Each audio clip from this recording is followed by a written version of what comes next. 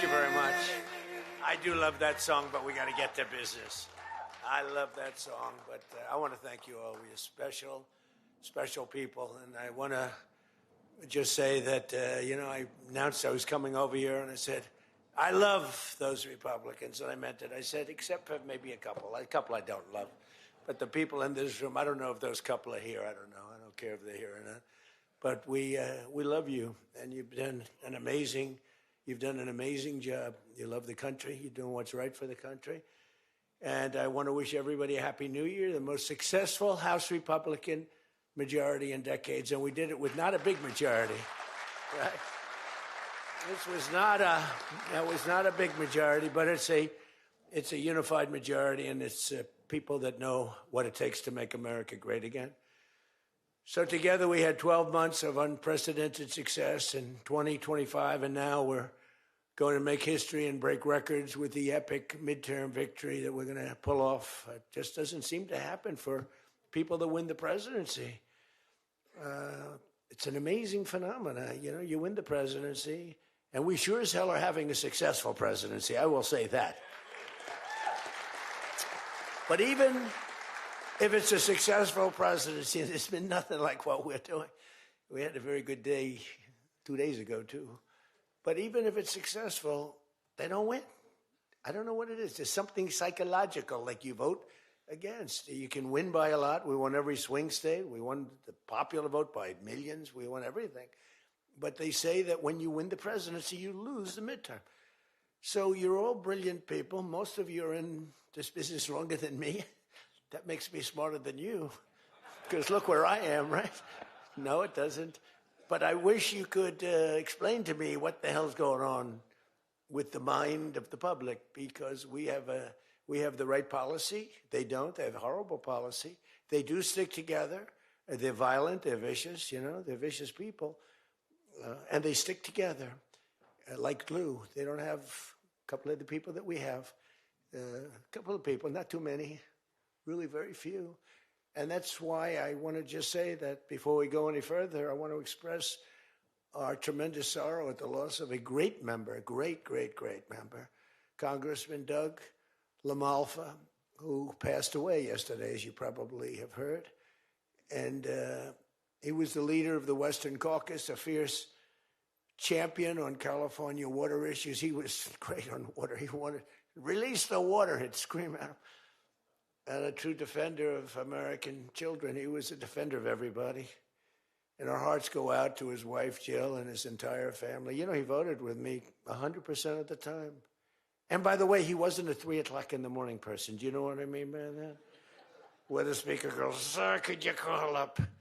Could you call? I said, what time is it, speaker? Sir, it's 3 in the morning. Could you make a couple of calls? How many? 9.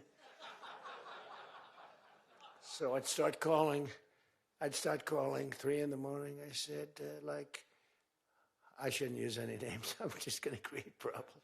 But hi, Jim. And I'm not talking about Jim Jordan. I never had a call 3 in the morning for him. But I said, hi, Jim. How you doing? I just called to say hello. 3 in the morning. Okay, sir. Sir, you haven't spoken to me in 3 years, and it's now 3 in the morning, so I know what you want. You want my vote? And usually almost always they'd give it. But they wanted to be called. And with Doug, I never had a call. He was with us right from the beginning. I love those guys. I must say I probably love them the best, the guys that I don't have to call.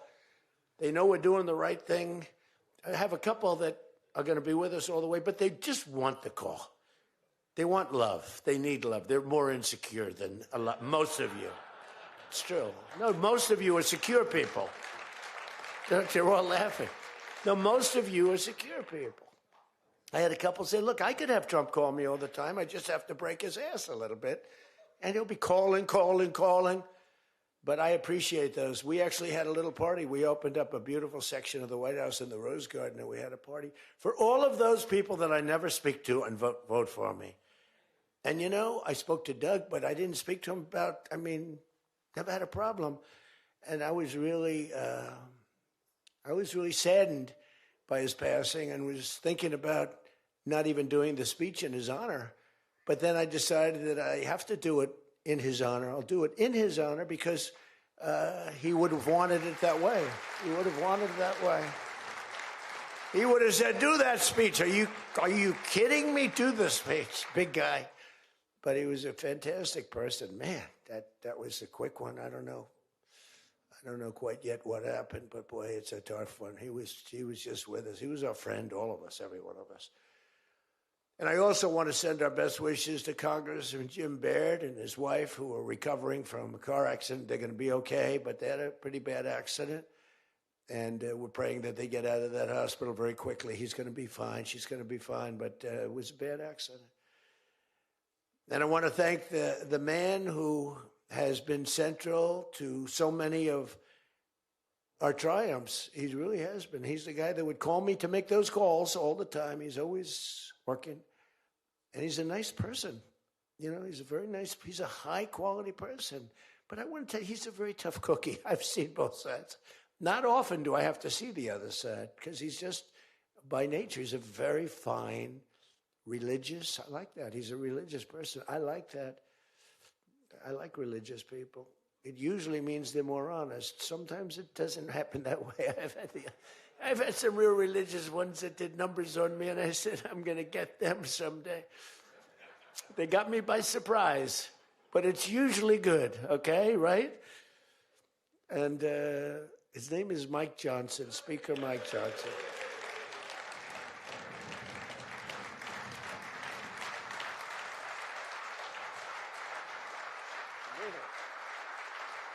He has my complete and total endorsement. Stand up, Speaker. So, you know, but it is true. A lot of times they'll say, I wish Mike were tougher. He's tough. He's tough as anybody in the room, actually. But can't be tough when you have a majority of 3. And now, sadly, a little bit less than that. I mean, a little bit less than that, maybe. But you can't be Trump. You can't, I want you. You know, you make 10 enemies, 20 enemies. That's the end of that, right?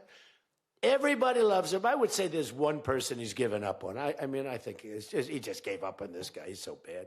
He never votes for us. But no matter how good, he won't vote for us. There's a sickness there. You know, there's something wrong. You can have the greatest bill, the greatest for the country. Forget about for Republicans. Great, great, great for the country.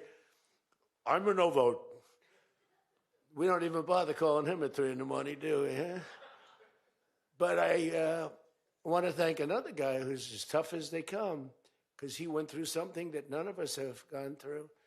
I went through a little shot, but I get that throbbing feeling every once in a while. But what he went through was incredible. And that Steve Scalise, he got hit hard. Where's Steve? Steve.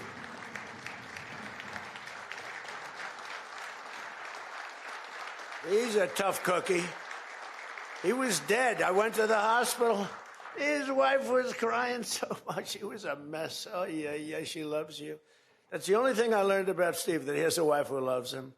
Because I've gone to hospitals where guys are in bad shape, and the wife couldn't care less. She's waiting.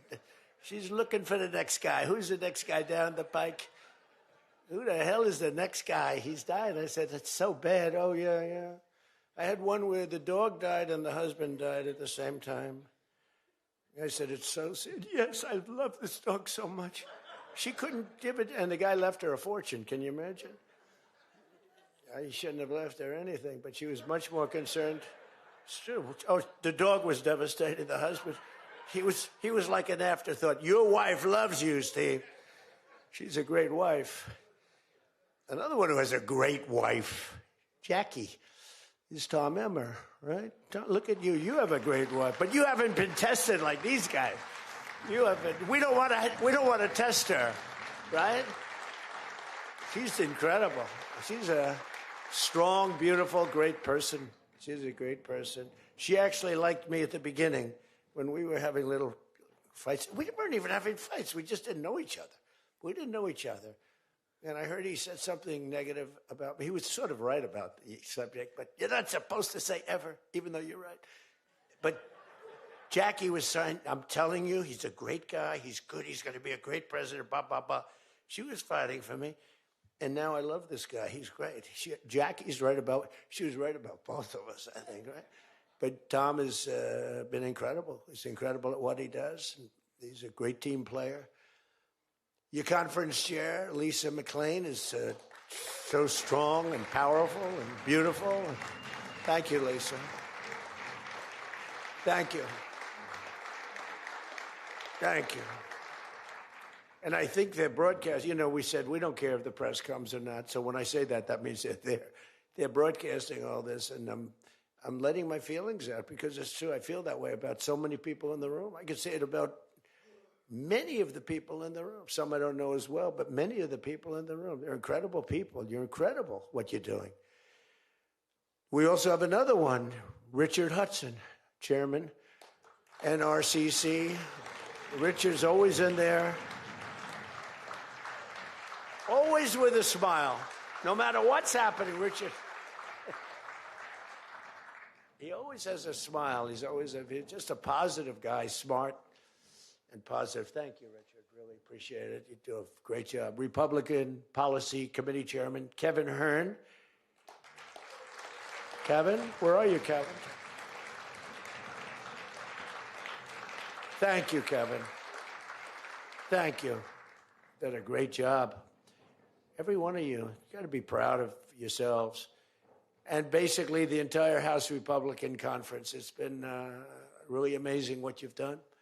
And we're going to give you some ammunition today. I said, I'd love to make a speech. The Speaker asked me, would you make a speech? I said, sure. You think Biden would do that? Would you make a speech? What? First of all, people wouldn't ask him to make a speech because it never worked out well, right? Could never find the exits. You finish, look, stare here, stare there, stare here. You could jump off the front if you had to. No matter what he did, he got himself into trouble. So basically, they didn't ask him to, but if he did, it wouldn't be good. But it's good with me because, you know, we have so much ammunition. We have ammunition. The problem is the fake news. That's why I like being on. I'd much rather do live television than do non-live because, like, when they say, as an example in my speech, peacefully and patriotically to the Capitol, peacefully and patriotically. Do you know that the Unselect Committee didn't report it, that I said those words? Do you know that the news never reported the words walk or march peacefully and patriotically to the Capitol? Do you know they never reported it? It's a scandal. The Unselect Committee never reported that. They never reported that Nancy Pelosi was offered 10,000 soldiers, National Guard soldiers, whatever you want. No, I don't want them. And the mayor. The mayors were in writing. She was more honorable about it. But Nancy got caught when her daughter did a documentary. She's a documentariist. And she has her mother saying, it's my fault. I should have taken the soldiers or something. I saw that in the documentary. I said, whoa, this was a major story. Has she spoken to her daughter since that, you know? But they just, you know, they are vicious people, even on the attack. And it was an amazing military feat that took place yesterday. Think of it. An amazing military. The people are saying, well, thank you.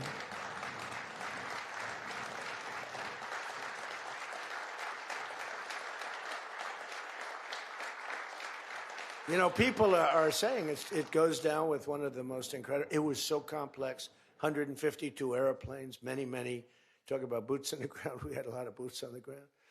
But it was amazing. And think of it, nobody was killed. And on the other side, a lot of people were killed. Unfortunately, I say that, soldiers.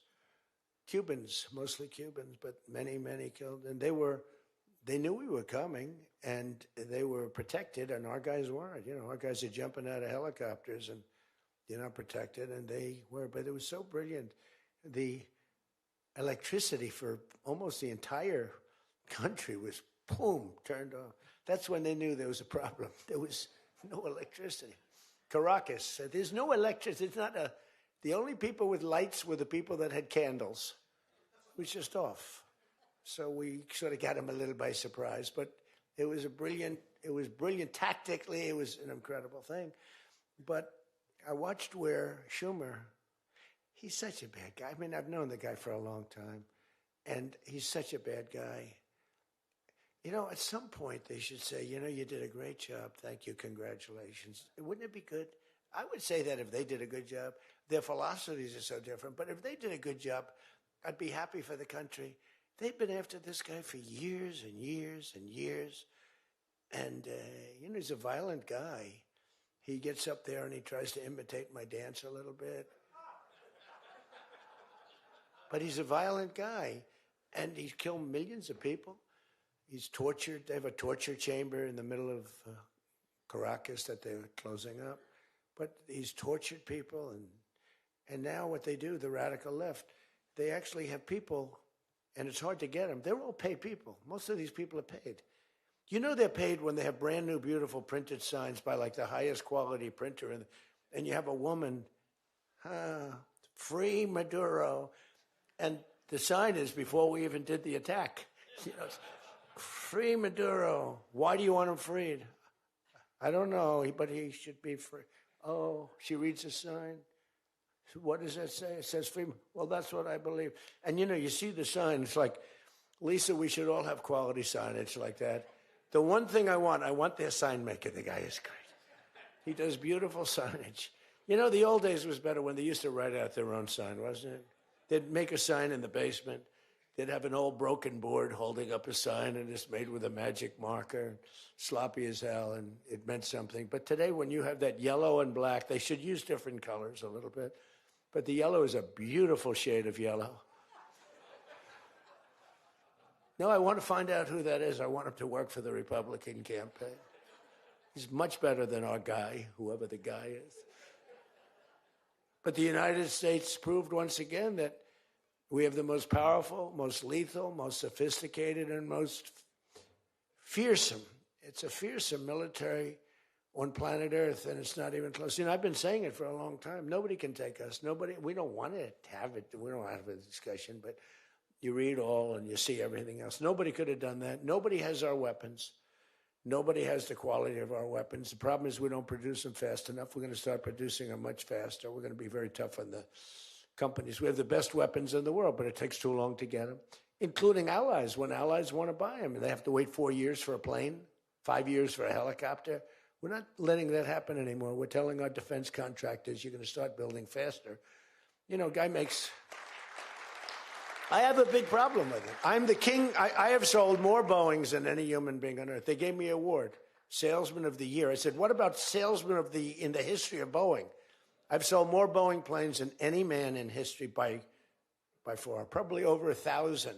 Over 1,000 planes. I said, that's the good news. But why should they wait 3-4 years to get a plane? They should build them, get them immediately. The F-35s, it takes too long to get them. The Apache helicopter. I mean, I had India coming to me, sir, I've been waiting 5 years. We're changing it. We're changing it. India ordered 68 Apaches, and Prime Minister Modi came to see me. Sir, may I see you, please? Yes. I have a very good relationship with him. He's not that happy with me because, you know, they're paying a lot of tariffs now because they're not doing the oil, but they are. They've now reduced it very substantially, as you know, from Russia. We're getting rich because of tariffs, by the way. I hope everyone understands that. They hate to report. We're going to have over $650 billion poured into our country or coming in shortly because of tariffs. You know, they're finding all of these pockets of money. A couple of weeks ago, sir, we're off by $39 billion. Oh, is that good or bad? Meaning, do we have it or are we short of it? Sir, it's $39 billion that we can't account for. That means we have an extra 39. Yes, sir. I said, well, what are you saying? We just don't know where it came from. I said, check the tariff shelf. Sir, that tariff doesn't start until September. He said, no. It started about a month and a half ago. Check it. Comes back 25 minutes later. Sir, you were right. It came from tariffs. This never happened to us before, where we find plus 39 billion, not million, plus 39 billion. They were missing. We've taken in $650 billion or shortcoming, and that's because I'm being nice. If I want to be, and we have national security because of tariffs. And frankly, we have a big Supreme Court case. I hope they do what's good for our country. I hope they do the right thing. The president has to be able to wheel and deal with tariffs. Now, if you have the right president, it's good. You have the wrong president, if you have the wrong president, nothing's good. Tariffs are the least of your problems. We found that out for 4 years. We had the worst president, did the worst job. They had the worst policy. We have to even run against these people. Now, I won't say cancel the election. They should cancel the election because the fake news will say, he wants the elections canceled. He's a dictator. They always call me a dictator. Nobody's worse than Obama and the people that surrounded Biden. Not Biden. I don't think it was Biden. He didn't know what the hell was going on, okay? The election was rigged. He had no idea what happened. He still doesn't. The autopen. And by the way, you ought to make a big deal out of the autopen. The autopen was your president because most of the things were signed by autopen. And you're not allowed to do that. I signed very little. Now I just sign everything because it's just so crazy. But, like I had the other day, we elevated a general to 4 stars. I think you should sign that. That's a big deal. A general who did a great job was elevated to 4 stars. And I had the general in, and I signed it in front of him, held it up. You got to sign that. You can't give it to an auto pen. And you can always tell an auto pen. One thing, it has 2 little tiny dots. You know that? 2 little dots. You know what that's from? 2 pins. They go bing, bing. They're wonderful things. But you got to sign it. And the law is you have to sign it. If somebody's, telling the autopen person, he has to be authorized by the president of the United States. Well, he wasn't. The guy barely knew the president. How many times did you speak to the president, right? He said 2. And they just spoke about the weather. It was like this. But he was never authorized to sign. And I think 95% of the things were signed by autopen. You can tell because the autopen is a nice, clean signature, and his signature's a mess. The only thing he signed was, which is nice, was Hunter's pardon. That's the only thing that we can find that he signed. Most of it he didn't sign. So somebody's sending papers to sign, and he wasn't the president. First of all, the election was rigged. You ought to have voter ID. You ought to insist on it. You ought to insist on it. Can you imagine? In California, they not only don't have voter ID, but if an official at the voting booths, which they don't have, by the way, because it's all mail, if an official, a voting official, even asks somebody for voter ID, sir, would like to see your identification. Do you come from our country? They put him in jail for tampering with the election. Okay? We got to straighten this out before it gets too crazy. California is more corrupt than any place. California is more corrupt than Minnesota. And I won Minnesota. Well, Tom's going, I think so. Well, it's close. It can't be proportionately, probably nothing's more corrupt, right? We got to win something. Yeah, right. He says you got to win. I'll tell you what, I did great there 3 times. I was surprised 3 times. Those elections are corrupt. They got you 1 time, too.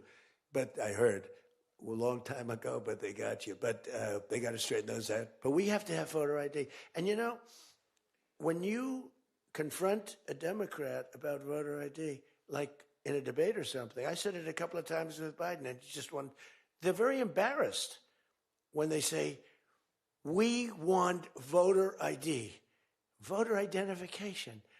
The only reason somebody doesn't want that is because they want to cheat. Our elections are crooked as hell. And you can not only win elections over that, and not only win future elections, but you'll win every debate because the public is really angry about it. And you ought to pass the SAFE Act, or whatever you're going to call it. Are we going to SAVE Act or the Save America Act? I think we're going to change the name a little bit. You're going to put that up for a vote? I think everybody in this room certainly should do it. And it's a bad vote for them because they're voting against things like voter ID and other things that are almost equal to voter ID. But when somebody says, no, we don't want voter ID, that means they're crooked. And the public understands it. You win elections with that. But I think it would be really important, Save America Act, if you would put that up for a vote. It's got my total endorsement. And all it is common sense things about the election. And they'll fight it like crazy because they cheat. That's the only way they can win. When you have policy so bad, when you have policy with men and women's sports, and they fight like hell for it. They still are. I saw the other day a person that you know very well, a congressman, was fighting like hell. And, you know, I was out the other day with somebody, and I was with an ex-football player. The guy was massive. His leg was like this. And a young woman who plays flag football, and she's very good, supposedly, as an athlete. She's smaller than this guy's leg, okay? And if they were playing football together, he wouldn't even have to run. He could just keep walking. They couldn't take him down. You know, he can't even believe it. But there are so many. They had a race, a long-distance race. They had champion men, women, you know, one of those marathon deals. The man finished 5 hours and 14 minutes and 36 seconds sooner. He beat the champion woman by 5 hours. It's so demeaning to women. It's so ridiculous, right? It's so ridiculous. The weightlifting, take a look at the weightlifting records. One record stood for 18 years, and it was broken by 112 pounds. They couldn't get 1/8 of an ounce, you know? They'd put an 1/8 of an ounce on. Then she's going to break the record for her mom, who's sitting in the front with her father. I'm going to break it. And she's out there. We're adding 1/8 of an ounce to each side. This record has stood, ladies and gentlemen, for 18 years. But she's going to do it.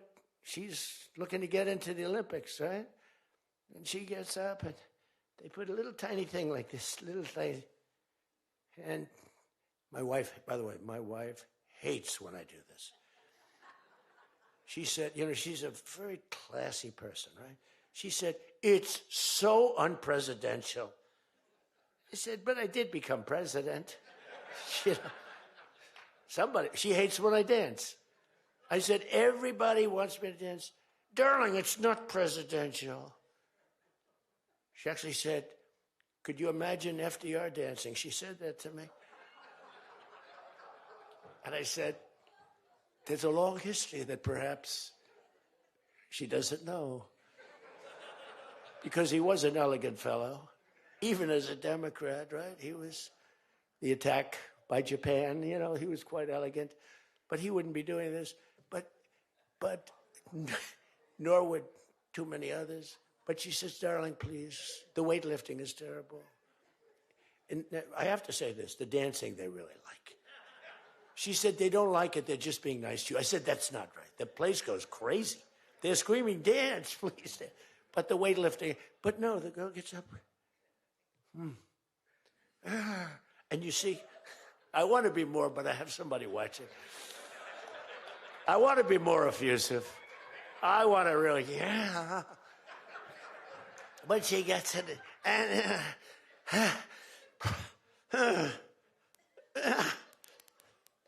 drops the thing, walks off the stage crying. Her mother's crying, her father's crying. Guy gets up. He said, have you lifted before? A little bit. And he walks up, bing. He could have gone ding, ding, ding, ding. I think it was 112 pounds, right? It's crazy. Or the beautiful boxer. They have boxing now. And that they have a young gentleman who transitioned. He was a very good boxer, but he wanted to be a woman, which is, you know, to each his own. Because I want to be very liberal when it comes to these subjects. I'm trying to get that vote. It's not an easy vote to get. It's very tough for me to get it. But he transitioned, and he transitioned. And the girl was a champion boxer from Italy, remember? She got up, first round. He hit her, boom, with a left. A left, for those, everybody here knows about. But a left, Lisa knows better than anybody. But a left is defense. He goes, boom. She's like, oh my. She walked to the corner, remember? She didn't go down, but she did everything else. But she said, I've never been hit like that before. I don't want to go out again. You can do it. You can do it. Bang. She walked off. She said, He happened to win the gold medal, that young woman. He won the gold medal. There were two transition people. They both won gold medals. The whole thing is ridiculous. You have policy on your side. They don't have policy on your side. Right? You have policy. And I saw this guy fighting like hell. The swimming records, it's ridiculous when you look at the swimming, any records. It's crazy. And it's so demeaning to women. Women are and for a long time, they refused to talk about it. They were embarrassed to talk about it. Now they do talk about it. They talk about it openly. But they have the worst policy on everything, open borders. We want open borders. They still want an open border.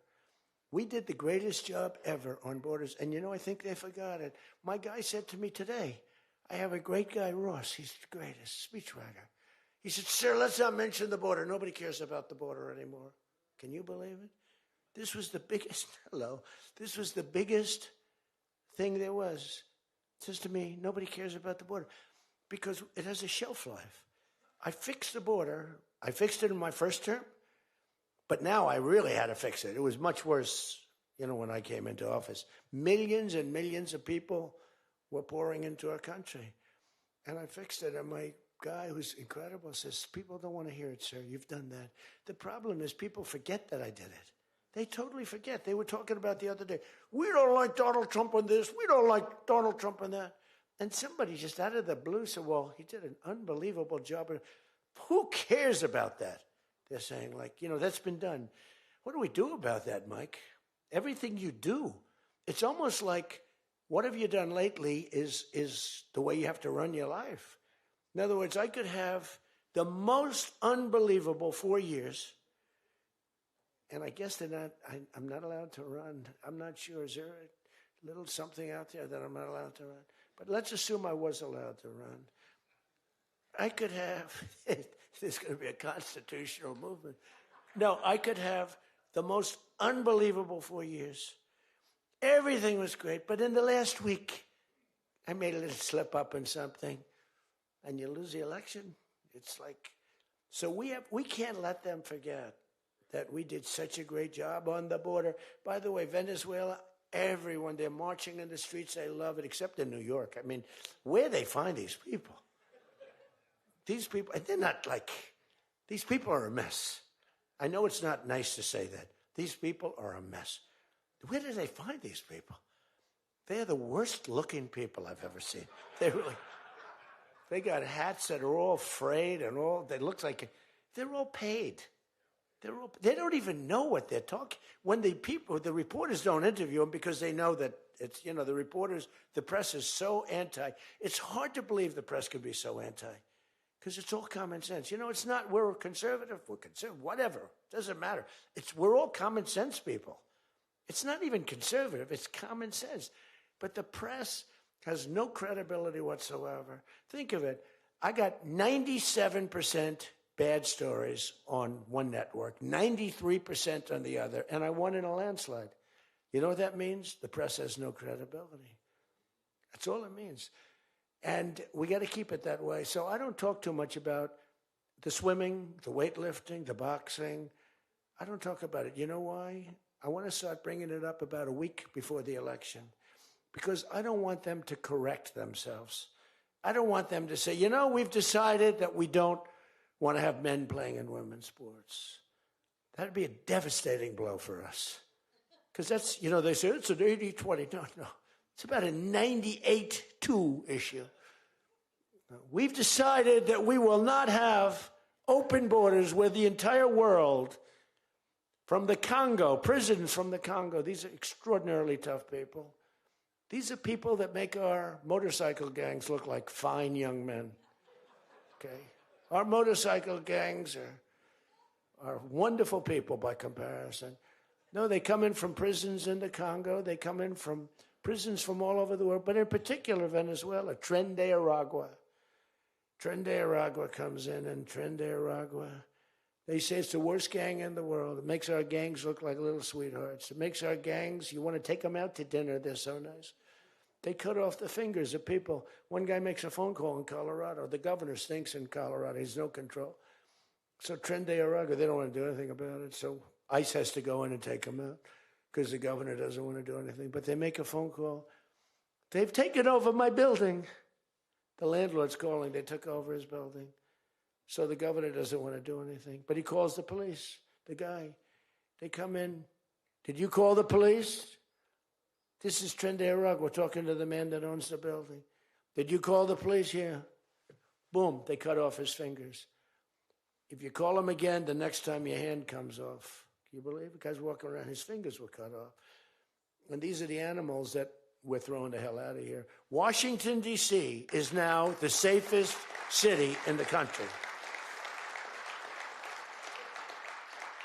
And you people know that better than anybody because you were, I mean, think of it. You're in Congress, you're respected people, you're afraid to walk outside. Washington, D.C. Now, we had a terror attack 4 weeks ago, and one person's looking down from heaven, and the other one is actually recuperating and going to make it, I think, but really badly hurt. Really badly hurt. Most positive mother I've ever. No, my son's going to be fine, sir.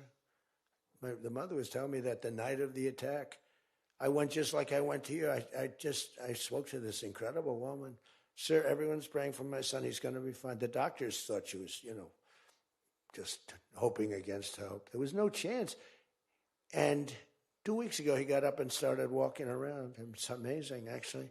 So maybe some really bad. It looks like he could be okay. He's going to have pretty bad after effects. But that was a terrorist attack on people that are doing a great job. And it could have been anywhere. But we haven't had a murder. We would have, on average, 2 murders a week in Washington. I don't even like talking about it. Two murders a week in Washington, D.C. We haven't had one in 7 months. People can walk out now. You can walk down with your wife down to the restaurants, which are booming, by the way. I mean, if you go back to before I got in, and we did a pretty good job 4 years ago, but there was never this, in my first term. So when we were during the first term, we were pretty good, but it wasn't like that big of an issue. It became a big issue because people were being mugged all over the place. We had a couple of people working in the White House that were killed. We had one guy waiting for his wife in a car. They said, "Get out of your car." He said, "Well, I'm waiting for my wife." They blew his head off. The wife is walking up to the car. Animals. And then they get angry when I say, "They're animals." Nancy Pelosi, "They're not animals, they're human beings." No, they're not. This is another thing. That's a 98-2 issue also. No, they're animals, and we've taken them out. We've took out over 2,000 people, brought them back to their countries from where they came, or they're in prison now in Washington. Because it's not just like, you have to take the bad ones out. 2%, 3% of the population causes 90% of the crime. Think of it. 2% of the population in Washington, D.C. causes 90% of the crime. So when you get rid of the 2%, we took out over 2,000 people, got them out of the country or in prison. Some were so bad that we didn't want to send them back to their countries because they'll come back in, even though it's hard now, but they're pretty smart. They're sick, but they're smart. But you're now living in one of the safest cities in the country. It's a great thing. You can walk to the restaurants. Restaurants are booming. New restaurants are open. They were all closing. You wouldn't have had a restaurant. And I don't know about you, but to me, those soldiers standing there look so good. I'm not going to feel safe walking down the street without them. I don't think you would either. Even though, we took out so many criminals, I just feel better. To me, they're beautiful. I look at these soldiers, and you feel safe. You feel safe. I don't think if we took them out, even if the crime wasn't much, it would definitely be more. We did a great job in Chicago. They don't want to talk about it. We, against all this slob of a governor, this stupid slob, who's the family threw him out of the business. He was a dope, and the Pritzker family. But they threw him out of the business. And the mayor, he's a low IQ person, extremely low IQ. We should give everybody, like, these competency tests, right? The cognitive, they call it cognitive. I'm the only president that went for cognitives. I think every president and vice president should be forced to take cognitive exams, mental tests, like, are they intelligent? Wouldn't it be nice? Do you think Walsh could pass a cognitive test, as an example? Do you think Kamala could. I don't think Gavin could. He's got a good line of crap, but other than that, he couldn't pass. I mean, here's a guy who didn't want to have water coming down from the Pacific Northwest. Why? You know, they have a little tiny fish, this big, it's a little tiny fish. Not doing well. You know why? No water. They're sending water. It's too much. It's killing the fish. So they cut it off. And then they have 25,000 houses burned down. They don't know why. No, I think, I believe in it. I'm the only one that took a cognitive test. I do, it's the worst. If I don't do a medical exam, because I've had times where I went longer, because I'm busy. If I don't do a medical exam, they say, Trump's not doing an exam. There must be something wrong with him. If I do the exam, they say, why did he do this? Why did he do this part of an exam? He did too much. There's something wrong with him. Do you remember there was a period, Mike, where I had 32 days in a row I did one press conference, 2, 3, sometimes 4. I do them behind the desk. I don't even just do it. I do press conferences. But I do many press conferences. So in 32 days, and then one day, just one day. This is 32 days in a row. Must be some kind of a crazy record. Then one day, do you remember I didn't do one? Because I took Kai, my very brilliant golfer, beautiful young lady who swings the club so beautifully. She's a great scratch golfer and loves playing. Grandpa, would you take me to play golf? So I ran, I play golf in like record. I play speed golf. It's better that way. You know the expression? Miss it quick. No, I play speed golf, but I'm a good golfer. Everybody knows. Anybody that I've beaten in this group. But I love to play golf, but I don't get to play much. But I took off 2 hours, and the press couldn't find me. But they knew I was there because they follow me. And I was getting, are you okay? Guys are calling me up. Some of the guys in this room. Sir, are you okay? Yeah, what's the problem? There's a report, sir, that you're no longer with us. Remember that? No. The report was that I don't want to use the D word. It's such a horrible word. Dead. I don't like. There's a report, sir, that you're no longer with us. I said, well, I just hit a 280-yard drive. This isn't bad. And, it's one of the, and it took me a couple of weeks to get that one straightened out. The new one is they did a report in the fake news New York Times where I worked this day from early in the morning till late in the evening, but we don't give out a full schedule. It's like who the hell wants to give out a schedule to these people? But it's all work. And this, in particular, this day was brutal. I never got to leave the seat. You couldn't do anything. It was just one after another after another. And this went on from early in the morning till late in the evening. And my people gave out a report. He had lunch. They show a report, lunch with somebody. And they did a story. Donald Trump is slowing down. He only had lunch. And then he went back up. And they said, that's malfeasance, whoever did, right? No, it's terrible. I was actually more angry with my people than I was with the New York Times. But they wrote a story. And it takes you a period of time to recover from these hits. And it's almost no matter what you do, but you have to keep a positive eye. But we have a fake press. We did a thing that's so incredible on medicine that nobody has ever done it, reducing favored nations, most favored nations. We reduced the cost of medicine at levels that have never even been dreamt of before. We should win the elections on just that thing if we did nothing else and went home. Go home. We did favored nations where we're bringing down the price of a pill. As an example, in London, the pill sells for $10. In New York, it sells for $130. That's 13 times as much. Most favored is I want to pay what the lowest nation in the world is paying. everybody knew about it, but nobody had the guts or the stamina to do it, or the respect from other nations. But I do.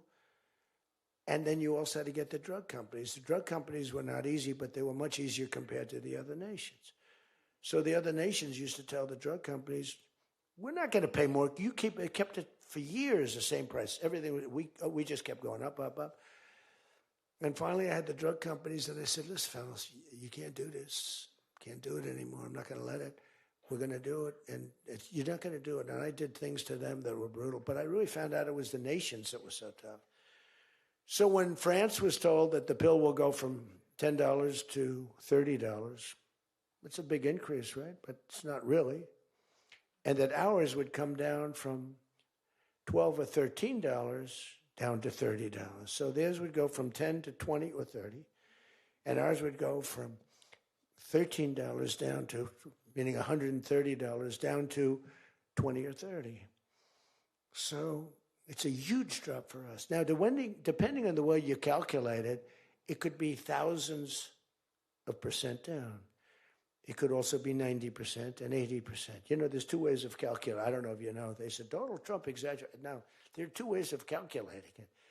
But calculate it at 80, 90%. But the other way is more accurate, like 900%, because that's what it really is. But there are two ways, but use to be generous, 90%. There hasn't been a reduction in 28 years, except for the 1 year where I got it down 1/4%, and I had a news conference. I was so proud of myself. The drug prices, prescription drugs, are going to be down by thousands of points, thousands. On that one item, you should win this election. The New York Times barely wrote about it. The other papers barely wrote about it. Nobody even knows that the drug prices. Now, people will say, you don't mind if I don't read this crazy teleprompter, do you? Because, do you mind? Because I have, it's called standard. But these things are so important because you guys got to get elected. Because if you don't get elected, we have a country that's going to go to hell. So we can't play games. Ladies and gentlemen, the sun will rise tomorrow, and when it rises, we don't need this bullshit. We need to talk about favored nations. And your numbers are coming down at levels that nobody's ever seen. We inherited high prices. We inherited a mess. We inherited the greatest inflation in history. And you know what was knocking it down? The bad economy that we inherited. We inherited bad. We now have the hottest economy in the history of our country. We have $18 trillion being invested in the United States. You have, every one of you have car plants, AI plants, plants of all different types. Because of tariffs. I hope we get the good ruling from the Supreme Court. I only hope we do, because it's given us tremendous national security. So let me just finish up, because I weave. I love to weave. If you ever weave and don't come back to the point, then that's a problem. Then you say, but when you weave and you go here and boom, boom, boom, always coming back, then you're in good shape. But what's happening is, by doing what I did, we're getting numbers that are so low. But what did I do to the countries? I said, France, your health care for prescription drugs is going to go up triple. It's going from $10 a pill, just as an example. I called it the fat drug. You could say the fat drug, Ozempic. Ozempic is $80 in London, and it's $1,300 in New York. The fat drug. A friend of mine called me up. He said, what the hell is going on? A very rich guy, but I said, the fat drug doesn't work on you. Why are you even taking it? The drug has failed miserably, but he's a very loud, boisterous. He's not a bad guy, not a great guy, smart as hell. But he's a very rich guy. This drug, he could have paid millions for it. It wouldn't have mattered. But he said, in London, I'm paying $80. In New York, I'm paying like many times more than that. What the hell is that? That's because of what's happened. Because the nations held us back. So the drug companies, I had made a deal with them. You're going to do it? They said, whatever the nations agreed to. The nations were a bigger problem than the drug companies. So I said, you tell me they'll never agree, sir. I said, 100% they will. 100%. They said, sir, the smartest guy, Eli Lilly, Merck, Pfizer, all genius. They're all making numbers you wouldn't believe. The defense contractors are making more. That's why I'm going to say, you're making $45 million a year and you can't produce a frickin' helicopter for 7 years? We're going to talk to them about that. But I said to the France, I called up, as an example, France, just as an example, I like him, he's a nice guy. Emmanuel, you know Emmanuel Macron. I love the French accent. Emmanuel. They said, listen, you're going to have to raise your prices a little bit because we're paying 14 times more than you. That's a lot, right? We're paying numbers. In other words, we're making up for all of this deficit. No. I don't know. I will not be able to. Mr. President, please excuse me. Most of the people call me Mr. President, except for people that don't respect me. They call me that, which there are probably a lot of them too. But they said, no. Putin calls me Mr. President. She calls me Mr. President. Emmanuel goes, no. We will not do that. Yes, you will, Emmanuel, 100%. Because I was told they wouldn't do it. And this is, you can take Emmanuel and add up Hans. You can add up Ludwig. You can add every name in the book. It's all the same. The answer is no. We're not going to double our drug prices. Not for you or anybody else. I said, yes, you are, 100%. We are not going to do it. No, you don't understand. 100%. You're going to do it and you're going to like it. They go, I don't understand. I've told you 5 times, why do you keep saying you're going to do it? Because I'm always right about, Trump is right about everything, right? I said, the hat. Trump is right about it. I have been right about everything. Got to keep it going. Is there wood up here? Hold it. I always like to, just in case. Trump was right about everything. And I said, so you're going to do it, Emmanuel? No, I'm not. I said, okay, here's the story, Emmanuel. If on Monday you haven't agreed to every single thing that we want, I'm putting a 25% tariff on everything coming out of France, including your wines, your champagnes, and everything else. No, you cannot do that. I said, I can do that, and I will do that. Even for national security, I'll do that. But this is for medical security. And 100%. Now, let me explain. The tariff I'm imposing on you is 42 times more expensive than what I'm asking for you in return. So you can either have a 25% tariff added on to you, like I did with China on fentanyl. I put a 20% penalty tax on China, and it's drying up, because the tax is far more than they make with fentanyl. But with the other nations, I said, you're going to do it. And you know what he said? You can't do that to me. I said, yes, I can. Don't worry about it. It's not going to be that bad. You just have to explain it to your people, your 39 million people, that, by the way, don't vote by mail. They vote on paper ballots. They tried voting by mail, and there was fraud all over the country. We're the only country that votes by mail, essentially. You know that, right? You know, Speaker, that's another thing. We're the only country that's stupid enough to vote by mail. Even Jimmy Carter's commission said, don't do it.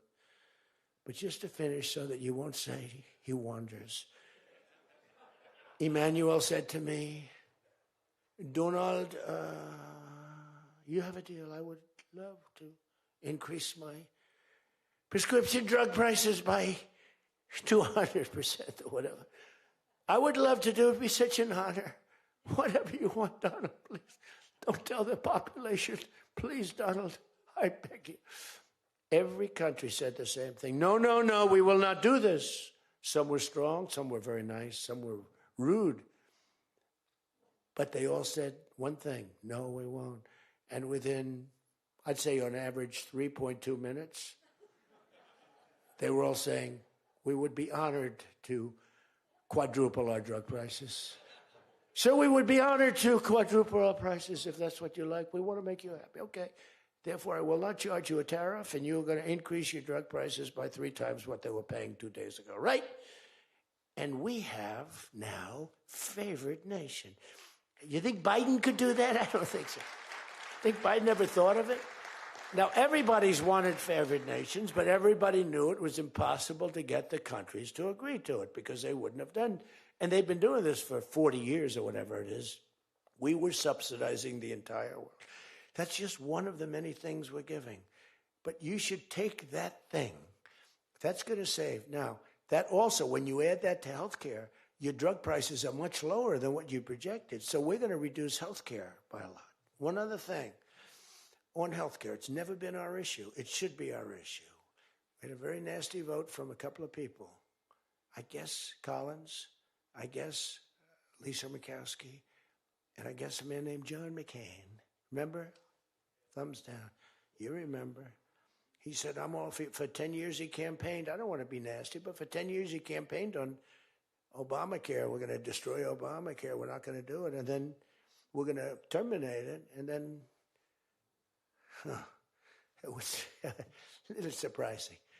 We could have had health care, good health care. Obamacare is bad, and the people understand it's bad, and the premiums are horrible.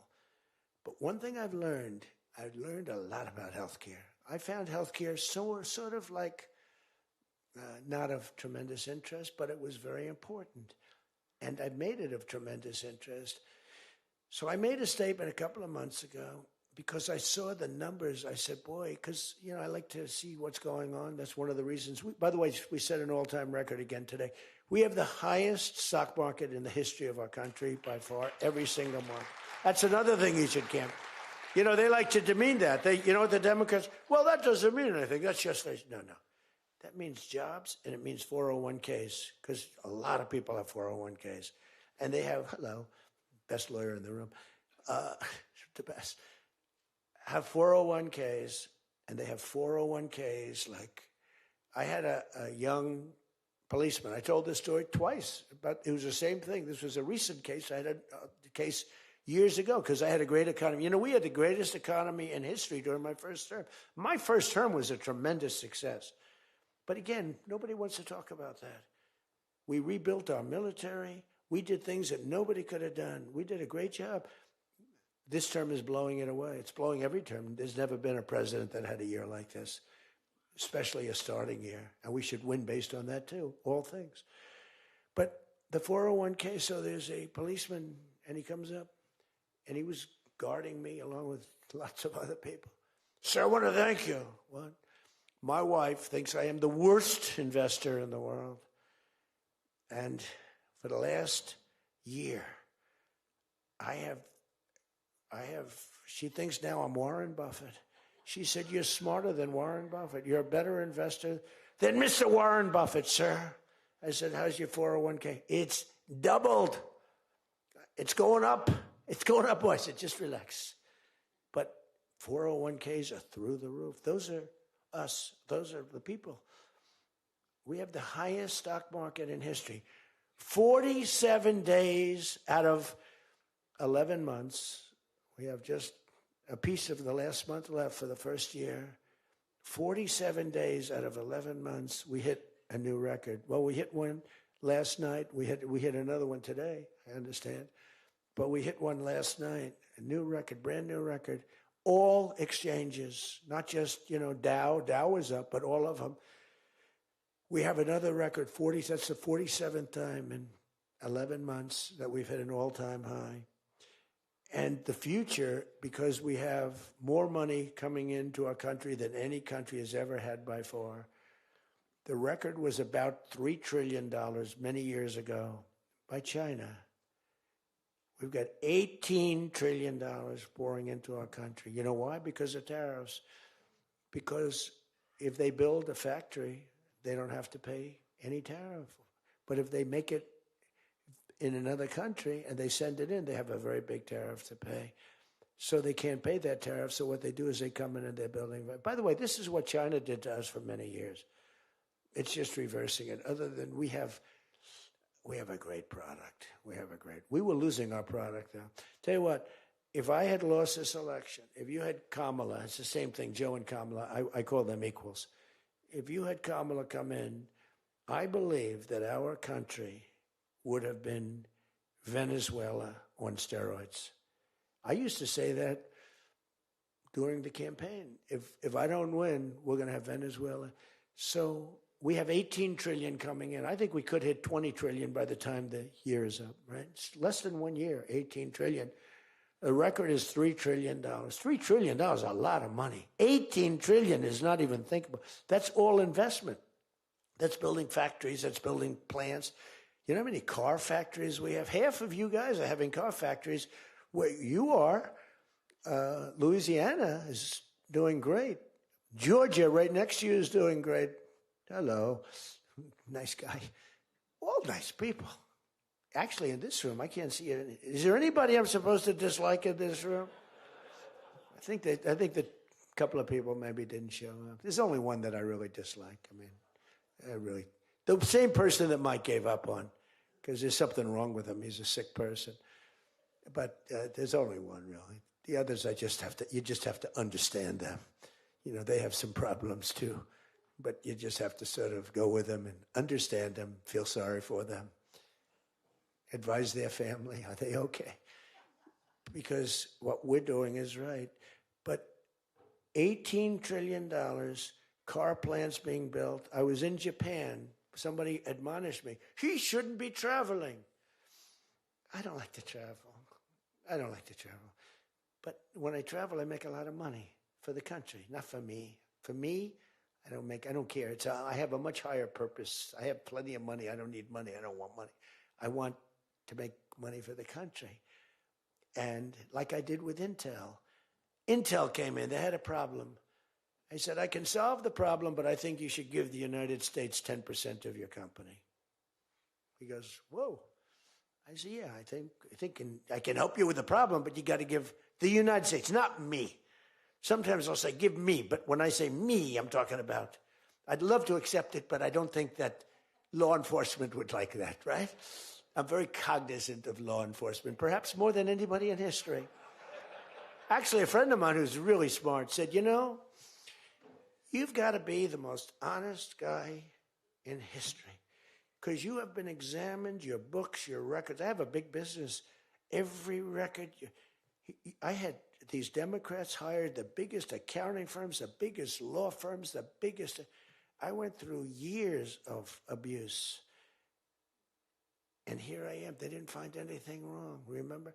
We want his tax returns for years. We want his.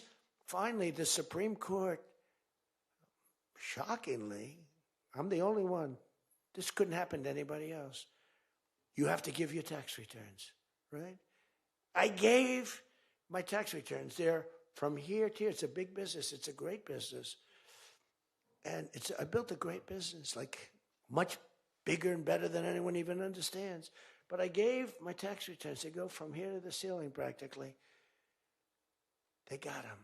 Headline, Trump to give tax returns. Supreme Court ruled I had to give my tax return. Can you believe it? Everyone said, you're not supposed to do that. And by fighting, they think you're trying to hide something. You know, naturally. I gave my tax returns. That's the last we ever heard. They hired the biggest accounting firm in the world, most powerful lawyers in the world. They spent millions and millions of dollars going over those returns. There hasn't been one story that I did anything wrong. So this friend of mine who's highly sophisticated, rich guy, smart guy, said there's nobody that I know that could have gone through an examination like that and not ended up in prison. Nobody ever had to suffer like I did. Nobody ever did that to anybody else. You know, there was an expression, Andrew Jackson was the most abused president in the history of the United States. You know who second was? This is before me. You know who second was? Abraham Lincoln. But he had a civil war, so we have to give him a pass. But Andrew Jackson was treated horribly. He was a great general and a good president. So bad that his wife died. I mean, his wife died. They were horrible. But I just saw a report came out the other day. I blow them away. He never got impeached twice. I got impeached twice on nothing. On a perfect phone call, remember? Perfect phone call. Tim Scott, who's a great guy, great, wonderful guy, South Carolina, straight guy, right? He is a good guy, good person. He's an honest person. He read a transcript. Thank goodness I had a transcript. Essentially, the call was taped because they tape calls. I didn't even know. So was that call taped? Yes, sir. I said, oh, well, bring it down. I don't even know. And we read the transcript. It was perfect. It was so good. I told Ukraine not to cheat. And if you see any cheating, report it to the Attorney General of the United States. That was my call. They said, he was trying to intimidate. All I said is, don't cheat. And we have a signed agreement that Ukraine can't cheat. You know that. It's the only country we have actually a signed. They violated the agreement many times, I would tell you. You'll find out. I was right about that, too.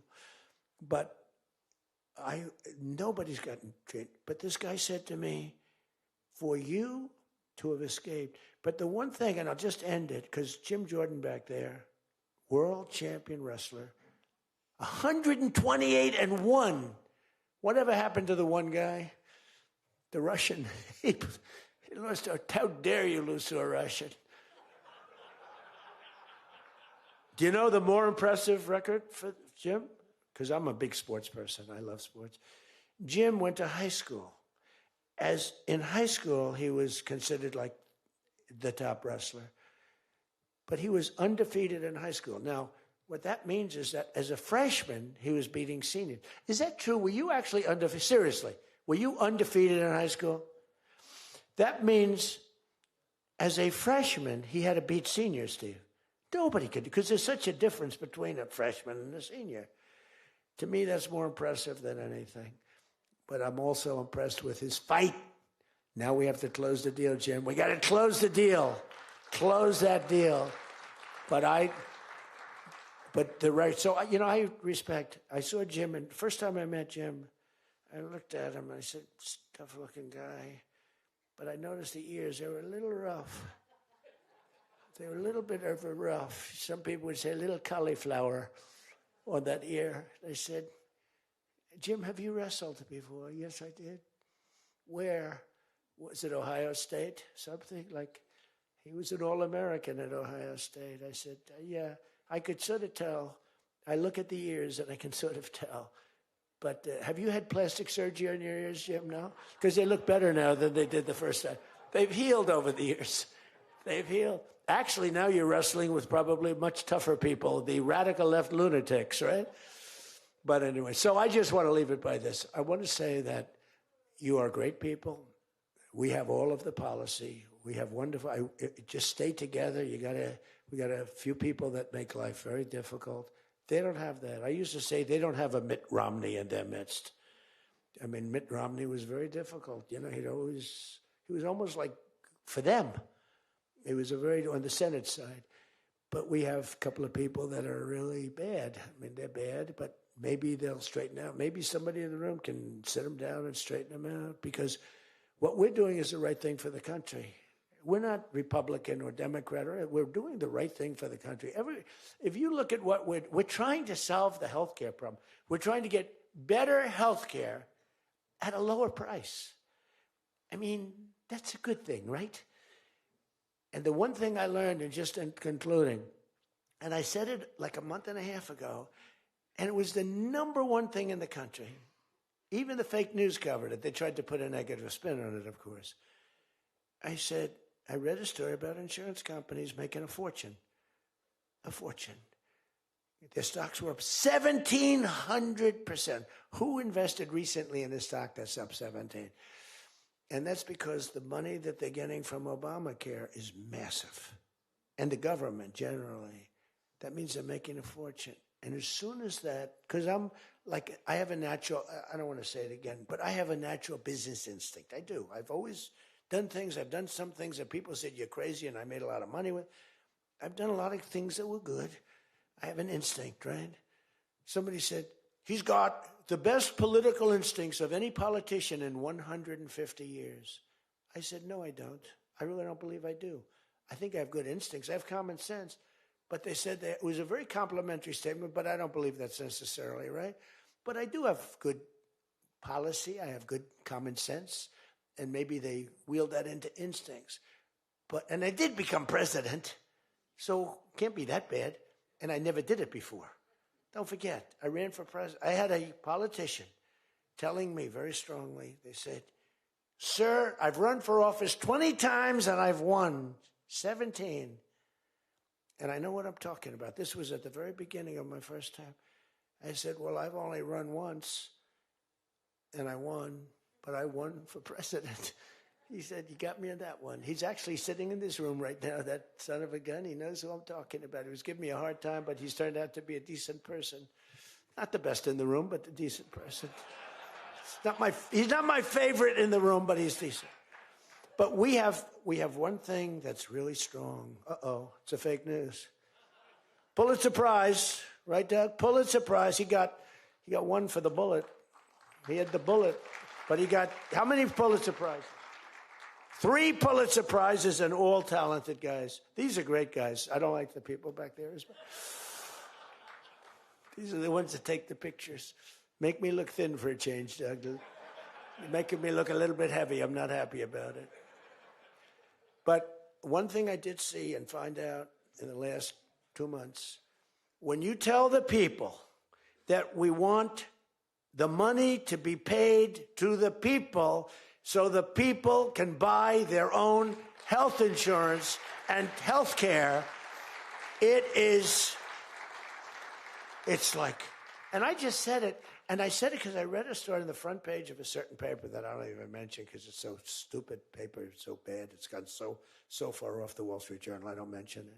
I refuse to tell you that it's the Wall Street Journal. They've lost their way. This is not the Wall Street Journal of old. But I read a story on the Wall Street Journal, and it said that the insurance companies are making so much money. They weren't demeaning them or anything, and I guess as an investor, you're happy. When I read that, I said, wait a minute, they're making that kind of money, and they're making it because of stupid politicians, I hate to say, that we allow them to make it. If you guys can get in a room, because, we don't have that as one of our issues. It's the only thing they have. They're lousy at it. They came up with Obamacare. We tried to fight it. We almost had it won, but we didn't get 3 votes. We should have gotten them. But here's, you want to turn this thing, you work on favored nations, you work on borders, you work on all of the things that we talked about, but now you take the healthcare issue away from them, and they want to fight it. You know why? They're all owned by the insurance companies, and they cannot fight it successfully. There's nothing they can do. That's like almost the voter ID thing. When they try and fight, I watched a guy trying to explain why we shouldn't have voter ID the other day, and the guy was a fool. He looked like an idiot. This is the same kind of an issue. Let the money go in a healthcare account or however you do it. Let the money go directly to the people. Now, you have to be a little flexible on Hyde. You know that. You got to be a little flexible. You got to work something. You got to use ingenuity. You got to work. We're all big fans of everything, but you got to be flexible. You have to have flexibility. I came out with a statement. Let the money go not to the big fat cats and the insurance companies that made 1,700% over the last short period of time. Let the money go directly to the people where they can buy their own health care. And I'm not sure that I've ever said anything that was more impactful. I say a lot of things and have a lot of good ideas. And this was an idea that, the whole world went crazy. The whole country went crazy. The world went crazy with envy. If you can somehow do that, Mr. Speaker, Tom, all of you, Steve, if you can do that, this is going to be your issue. And the other thing is fertilization. They're trying to hit us on fertilization. They were dead on fertilization when I got a call from a very wonderful young senator from Alabama saying they had just lost a case And the case, I've never been met with such scorn. Friends of hers were just going crazy. And I said, explain the issue to me. And it was on IVF, the fertilization. A judge ruled against and said all fertilization places have to be closed down, like immediately. It would have been a disaster. And fortunately, I picked it up, and we owned the issue. But now I understand they're trying to make a case on fertilization. You can't let them do that. Very important issue. All of these issues are very important issues. But you can own healthcare. Figure it out. Let the money go directly to the people. It goes in a healthcare account. There are numerous things you can do, but you have to let no money for the insurance companies. I'm going to meet with the insurance companies. I said, I'm going to meet with them because I met with the prescription drug companies, and that's when I found out what was going on with the fact that we were paying 10 and 13 and 14 times more money than Europe and other places. I learned that at the meeting. Now I'm going to meet with them in a few days. I'm meeting with them all, 14 companies. I'm meeting with them all. I'm also meeting with oil companies. Let's go. You know what that's about. We've got a lot of oil to drill, which is going to bring down oil prices even further. But if you can come up with health care, remember this, where the money goes to the people, you have just owned, they can't fight it. They're owned by the insurance companies. You guys don't get money from the insurance companies. They do. They get a massive amount of money. It's their biggest donor. They're going to try and fight you, but they can't win the fight. If you explain it, the money goes directly to the people. That's going to be your issue. The other thing is energy. Your energy prices have come so far down since I'm president. And nobody wants to, I saw on television, energy prices are down 3%. No, they're not down 3%. They were $3.50 and $4. It's now $1.99 a gallon in many stations, and it's going down further. And that's like a massive tax cut. And that's the other thing, tax cuts. No tax on tips, no tax on Social Security, no tax on overtime. Now think of this, no tax on tips, no tax for seniors on Social Security, no tax on overtime. You're allowed to deduct if you buy a car and you take out a loan on the car. For the first time ever, middle-income people, all people could deduct, but they never got a deduction before like this. It's only for rich people. They got them. They have so many deductions. You're allowed to deduct the interest against your taxes. Nobody thought it was possible. It's going to be phenomenal for the car companies, but it's even more phenomenal for the people. It's like getting it's like paying half for the car. All of these things, you have so much ammunition. All you have to do is sell it. Taxes. But the one thing they know about the taxes, I call it the great big beautiful bill. I think it's even better. But the great big beautiful bill is just that. There are so many goodies in the bill, you have to get the word out. Because the people in the back of the room won't do it. That's why I love live television. Because they can't, sometimes they'll turn the camera off. But they're embarrassed when they do that. If we're going too strong and doing too well, if the lights go off, you're doing well. If the lights are on, you got yourself a problem, okay? I see that little red light. That light goes on. If that light, that's bad, isn't it? If that light goes off, you know that you're doing a good job because you're fighting the Democrats and you're fighting the fake news. And it's amazing that they can be so stupid.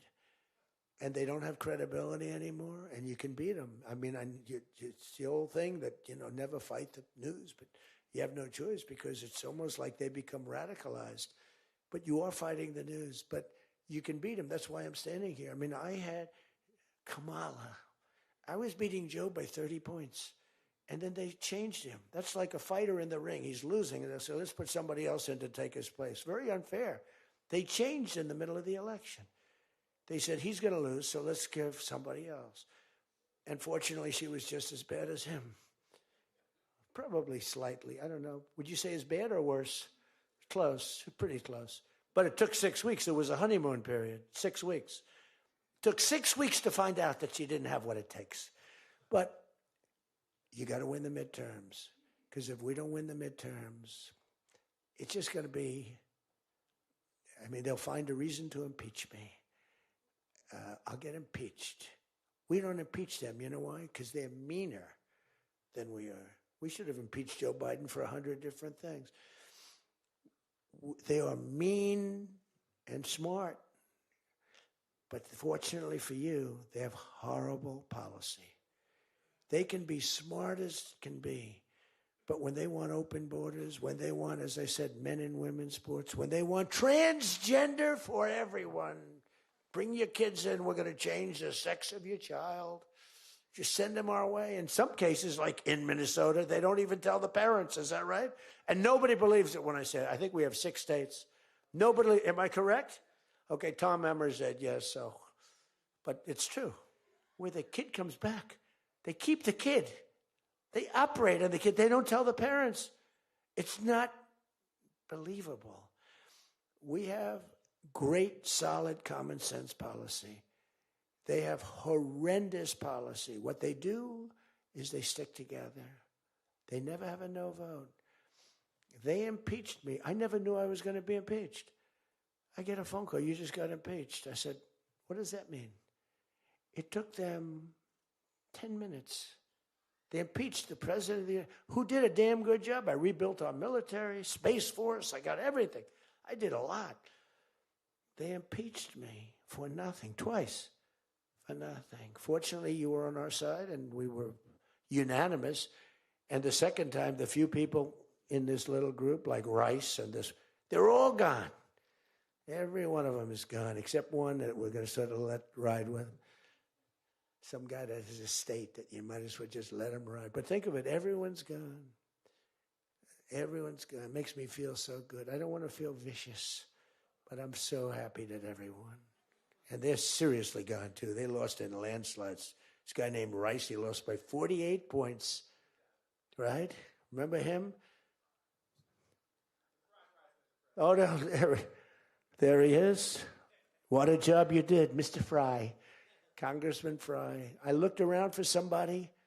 It's true, this was a good choice. We've made some bad choices, too, because you have to do it. I said, who the hell can run against this guy, Rice? It was a Trump plus 40 district. They had riots around his house that night. You know, he voted, I vote to impeach. And that night they had riots. So they said, who the hell? Just give me somebody. A warm body.